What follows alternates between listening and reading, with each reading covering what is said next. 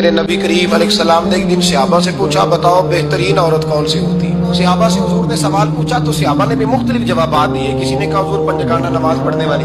میں بات تمہاری ٹھیک ہے پر تم میری مراد کو نہیں پہنچے. ایک نے کہا یا رسول اللہ صلی اللہ علیہ وسلم پردہ کرنے والی. فرمایا بات تمہاری ٹھیک ہے پر تم میری مراد کو نہیں پہنچے. ایک نے کہا حضور باپ پردہ عورت. فرمایا بات تمہاری ٹھیک ہے پر تم میری مراد کو.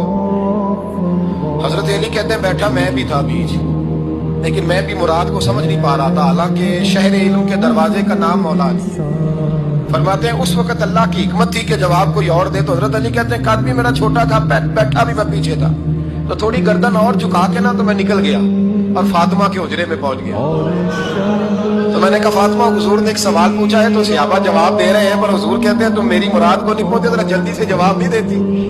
تو خاتون جنت داس پڑی, فرمانے لگی میں جواب دوں؟ آپ کو بھی کہا ہاں دے جواب کا. کیا؟ فرمانے لگے بتاؤ سب سے